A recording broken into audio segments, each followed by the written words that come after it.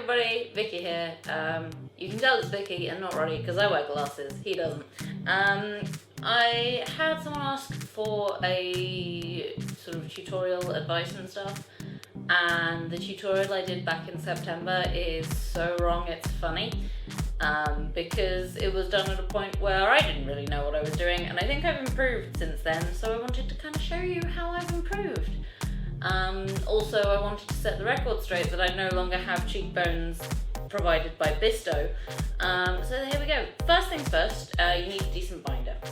If you're dragging up, if you're attempting to pass as male for whatever reason, binders are good. I was going to hold off on doing this until I had my nice shiny new binder, but that turned up in the post and it didn't actually fit, so that's got to be sent back. So this is the binder that I've been using for the last few months.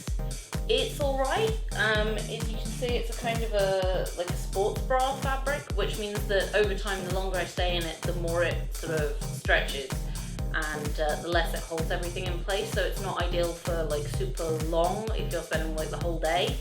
But it's, for the purposes of a half hour or so, it's alright. So yeah, it holds everything in, and it has clasps up the side. It's got 1, 2, 3, 4, 5, 6, 7, 8, about 12 buckles up the side, and it has 3 settings on each one. So if it stretches, you can tighten it into the next one up. It's alright. Like I said, it's basically just a super bra that squishes everything in. It should really if you feel like it's affecting your breathing, it's too tight. That's my advice for a binder. I would like to tell you where I got this one, but I got it from Amazon, and it was a Chinese store, the name of which I can't pronounce, so I don't know.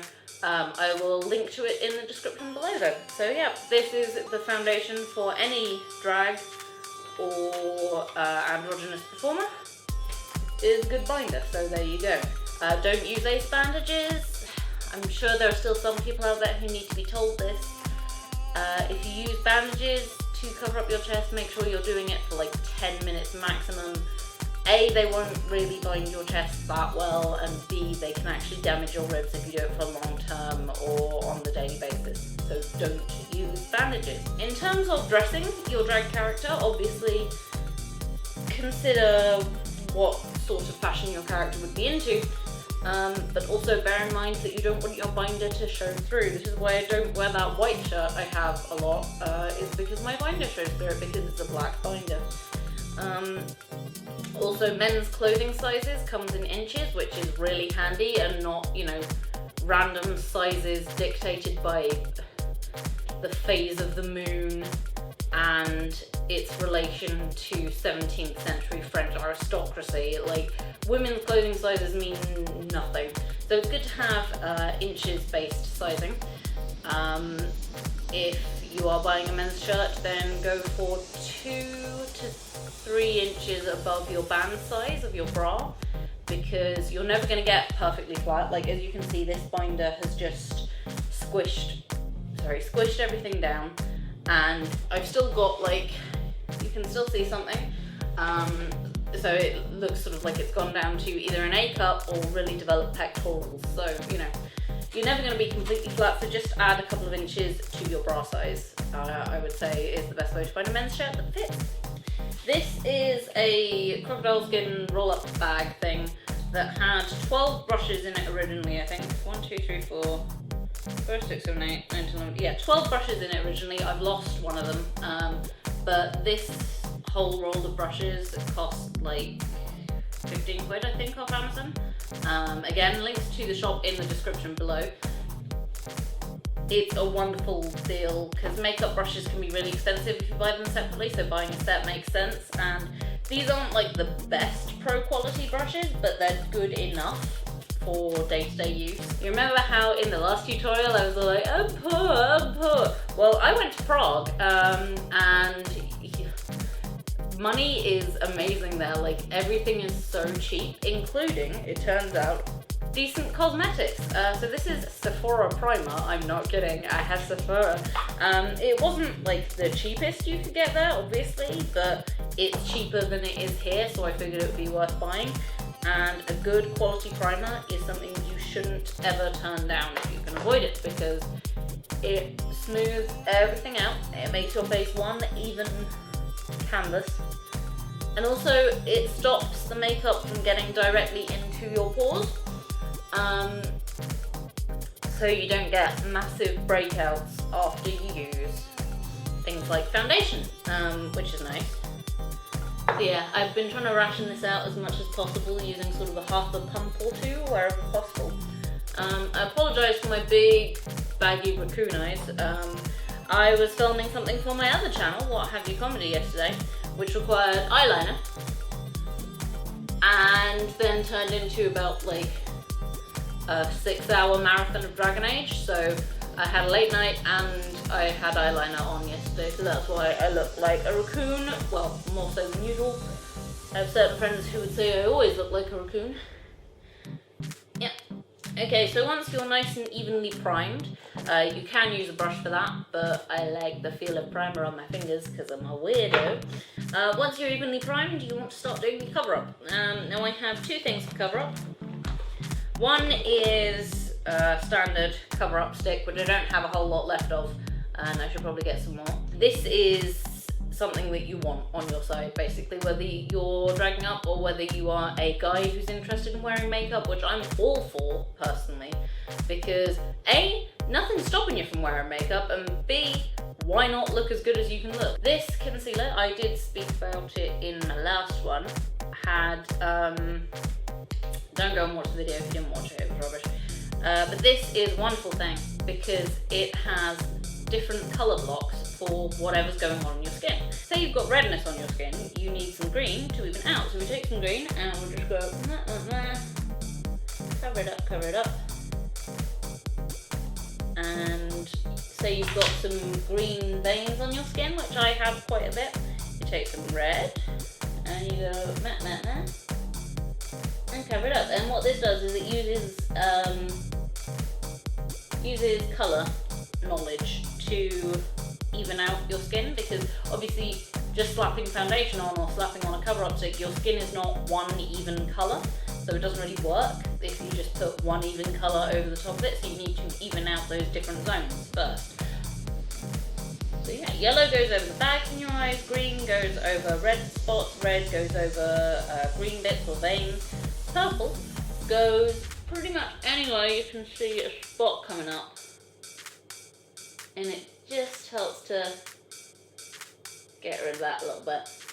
Any dark blemishes, freckles, moles, things like that, it just lightens them up a little bit. Yes, you now find out the reason why Roddy doesn't wear glasses is because I end up having to put quite a lot of makeup over my nose, which means that it all ends up on the inside of my glasses. You should look like something resembling a human. Now you are ready for your foundation. I'm still on this Max Factor stuff because I've been rationing it out like the Sephora. It's gorgeous. It's supposedly a 2-in-1 foundation serum. I don't know what that means, but I do know that it means it matches my skin tone and doesn't feel really heavy and cakey. If you are new to the makeup world, then I would say get a light foundation or maybe a powder foundation to start off with, just because not all skin types can take liquid foundation. Some skin is too sensitive for it. So start off with powder foundation and see how you go. A powder foundation will look something like this. This you want to apply with sponge, but I am shame to all drag kings everywhere, I've lost all my sponges, so I'm going to use a combination of fingers and brushes.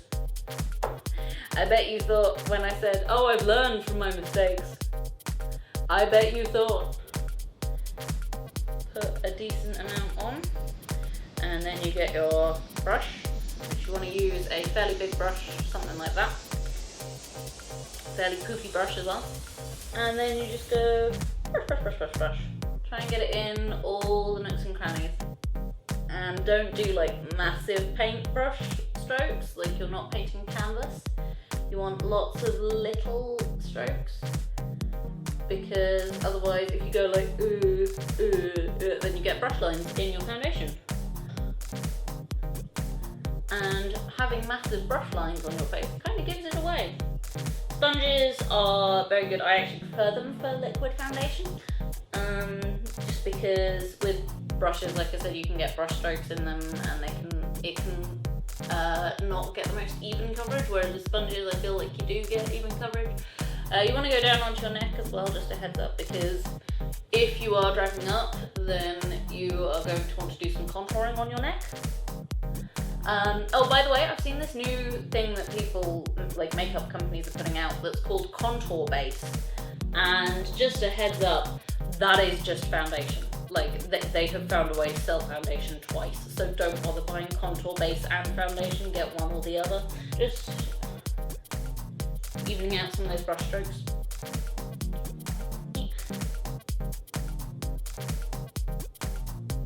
Right, foundation, done.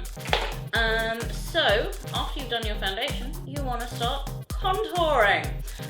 It's important when you're contouring to have an idea of what you're going for, especially if it's your first or second time.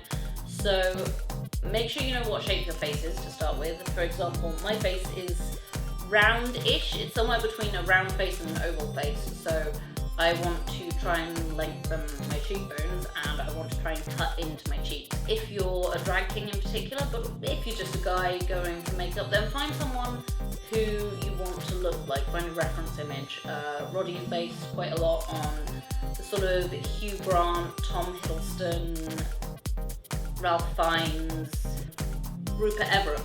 That kind of very long-faced, very British, hollow cheekbones sort of look, so that's what I tend to go for. In talking about how cheap all that Sephora stuff was in Prague, I picked up a Sephora cream contour stick, and it has made my life so much easier. One end is shadow, one end is highlight, and you just draw all over your face. Like, oh my god, you guys, this has changed my life. But yeah, you just start off, you want to draw into the hollow of your cheekbones, and if you don't know where your cheekbones are, then go like this, pinch the top of your cheeks, and you can generally follow the line then of, like, my cheekbones actually come up here in real life, but for masculinity I want them to be more angled, so I go down into the hollow that is created when I suck my cheeks into my lips. You want to go fairly dark on it, but not too dark, and then again, to highlight a masculine jaw, you want to just give yourself basically a big contour mutton chop. They don't need to like match exactly. It's not like with eyeliner where you are drawing something on your face that's going to stay there. But it's good to have about the same amount of contour on each side of your face. So yeah, you've got your contour sideburns, your contour cheekbones, your contour mutton chops. Now you can go in and do the nose. If you want a more masculine face, then try and make your nose a bit broader. If you want a more feminine face, try and make your nose narrower. It's fairly simple, just sort of on level with the eyebrows. Go in. And I like to give Roddy a bit of a sort of vase-shaped nose, almost. Just because if you look at people like Ralph Fiennes, Benedict Cumberbatch, etc., upper-class Englishmen generally have a bit of an odd-shaped nose, which is narrower at the top, broader at the middle, and then goes back in towards the tip. I think that's just something to do with years and years of selective breeding of the upper-class families. I don't know. Basically, you want to draw Kim Kardashian's back on your nose, and then you've got roughly the right shape. You want some temple contouring. Again, just masculineness. Also, if you're wearing a wig or doing anything to colour your hair, then that just helps generally. A little bit under, well, on the chin generally. I like to give Roddy a double chin, not a double chin, what are they called? The ones like the butt chin, basically. And a little bit under the nose. You want your other brush, which looks like that, sort of flat brush. And you're just going to spread the shadow out a bit. And it takes a while, because you want to get it done properly. Because if you don't contour properly, then you look like your cheekbones are done by Bisto. You don't want heavy, dark cheekbones. I mean, if you're driving up to go out to a club or something, it's not going to matter that much because the lights are terrible in there. But if you're doing somewhere where it's well lit, or doing it for a video, then you want to contour them out all correctly. And I am fully aware, as I'm saying this, that there are several video evidence of me not contouring out, like, particularly along this side of the face. But that's because I'm usually doing this at like 8:30 on a Sunday morning, and I'm still asleep. So cut me a break. With your cheek contours, you're contouring into the lower side of the cheek. You're not going up, because if you go up, then you just have a big brown smudge up your face, and that means nothing. But you can, if you want your cheekbones to actually look a little higher, you can bring it up a bit as you're blushing it out. Experiment a couple of times. Don't make the first time you wear contouring be the time that needs to count. Practice with your makeup, have a mess around, see what works with your face. So your temples, you just want to sort of brush down into your hairline, just because there's generally a boniness to a lot of men's faces that I think women's faces are more round and so softer. So you want to sort of get that boniness there. You don't want to contour up onto the nose. You want to bring the contour line away from it, you see, like that. Just because your nose is quite a defining feature of your face, and if you contour up onto it, then you're going to make it narrower, and you don't want a really sharp dark contour on your nose because then it looks weird. There you go, you have a shadowied face. I had cleanser and toner on the table because I was supposed to do that before I started, but I couldn't be bothered. I figured I'd just plow on with it. But yeah, if you do want to use cleanser and toner, I usually do it before I put a face makeup on. Don't use it to remove your makeup. Remove your makeup separately and then do it afterwards. Because if you use cleanser and toner to remove your makeup, then you're not actually removing it, you're just smooshing it further into your skin, which will lead to spots and will undo all the good done by primer. So after you remove your makeup with makeup wipes and things like that, put cleanser and toner on, don't use it to remove it. Where you're going is a little bit along the edge of the jawline, either side, because you don't want to undo all of your contouring, and up the nose, and you want a lowercase I, so up the nose and a dot, just because again it helps broaden the effect. You want some sort of above your cheekbones, so like basically where I've got bags under my eyes, I'm doing some highlight like along there, just to A, get rid of the bags a bit more, and B, sort of blend in a contour tone. Now, if you are like me and you have highlight that's near enough the same colour as your skin anyway, you also want to go over it with a highlight block. And this is just a shimmer thing. If you're a guy, then this just helps your skin look a bit fresher and a bit dewier. If you're doing natural makeup, then again, it helps. If you're like me and you just have contour that's the same colour as your skin, then it helps add that light tone in. So we'll have that in a minute, but first, let's contour out all of this stuff. And I've still got some makeup remover on it, that's not good. So there you go, I'm already looking a bit more masculine. Just generally because I've elongated the face, I've made those hollower cheeks, and I've gotten rid of general feminine softness.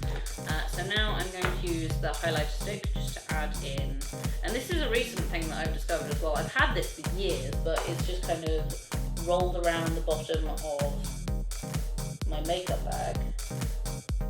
I've not really done anything with it, but I find it just really helps bring out the bits that I want to bring out, because it's like, it's ever so slightly glittery and it's kind of pink, which is not something my skin has a lot of in it. So I have quite a fair base, but it's a yellow fairness rather than a pink fairness, which is the 2 shades of white people that you get. Play around with it, see what you like the look of, because it's only makeup. You know, it can be wiped off, it can be done again. Just make sure you give yourself enough time to enjoy it and to figure out what you're doing. It doesn't matter if you go over your lips, because obviously you're trying to look like a guy, so you don't need big luscious lips. Guys have very different necks to women. They have Adam's apples, and it's really easy to do an Adam's apple because you literally just go and then you want some more like under the ears going down a little bit. In the more pronounced you want your Adam's apple, the more shadow you put on there. Just go on, bring it up to your chin. Make sure you leave a highlighted area in the middle, because that's what you're trying to achieve, is have it look as if your skin is going around a certain area. So there you go. And yeah,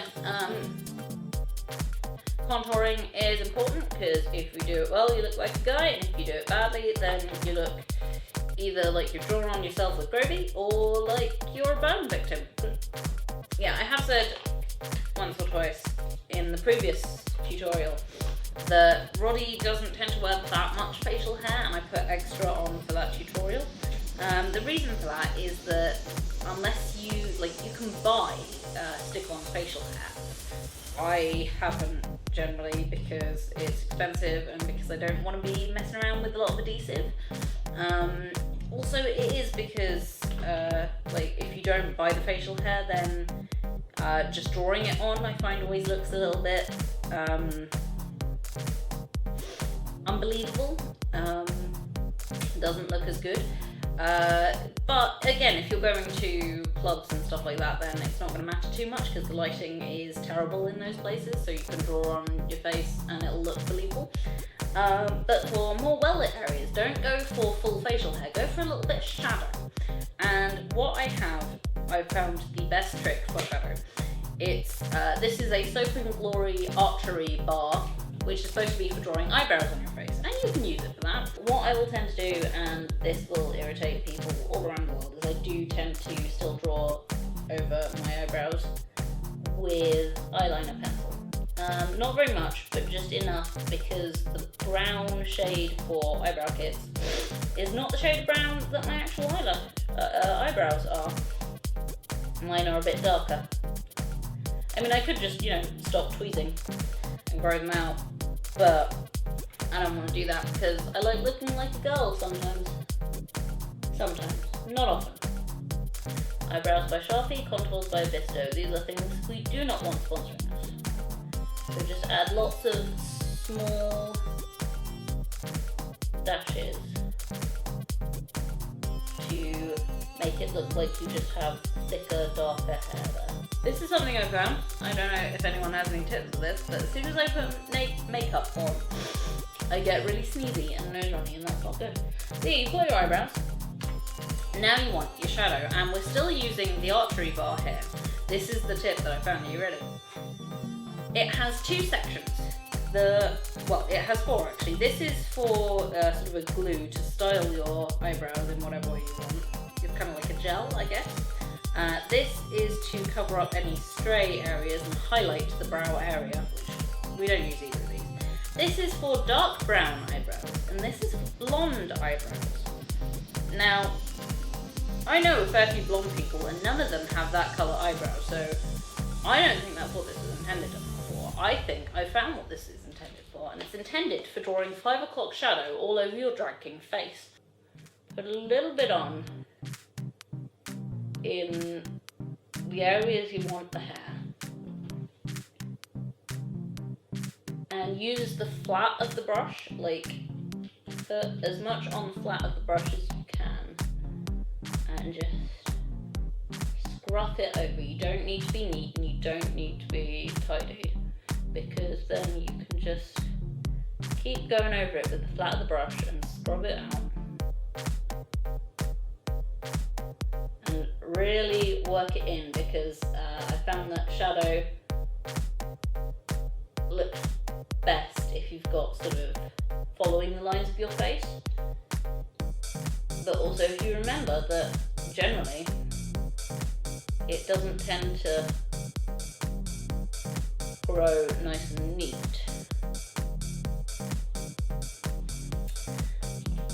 And look, see, you got like a nice shadowy moustache.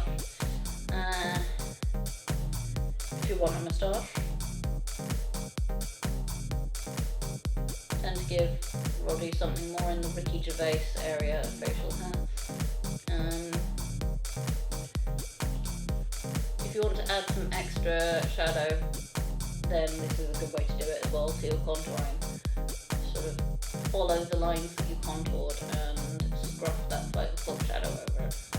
And you don't want to be too heavy-handed with it, but even if you are, you can just keep scrubbing at it until it spreads out, and then it looks natural.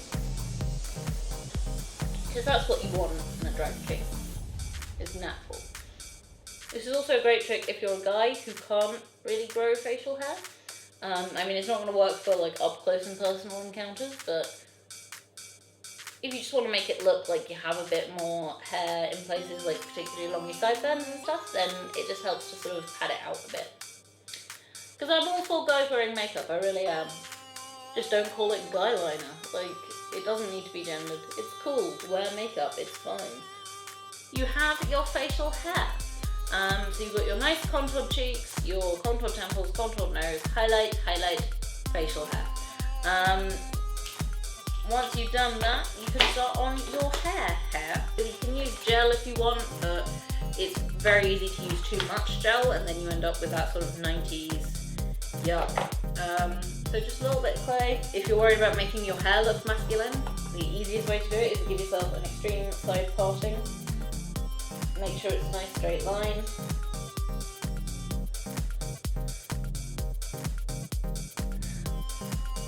And then just pull it forward enough so that it looks like you've got something of a fringe or a sweep and that you don't look like Adolf Hitler. Go in on the other side as well. So we've got sort of the two sides gelled and then the top just free to do whatever it chooses to do, really. And there you are, one completely dragged up young man, and I have to say, darling, you look fantastic. If you do have any questions, comments, or anything like that, then do just pop them in the comments below, because I would love to hear from you. You can always follow me on Instagram, Roddy Jodphurs. You can follow Vicky on Tumblr, vickymim.tumblr.com, or the blog name is Bought Up Not Dragged. Or of course you can find me on Facebook. I mean, darling, we're all there. Let's get together, let's have a chat and hang out, why don't we? So yes, here you are. Here is your new face. I hope you enjoy it. So until next time, my friends, remember that Roddy loves you. Mwah.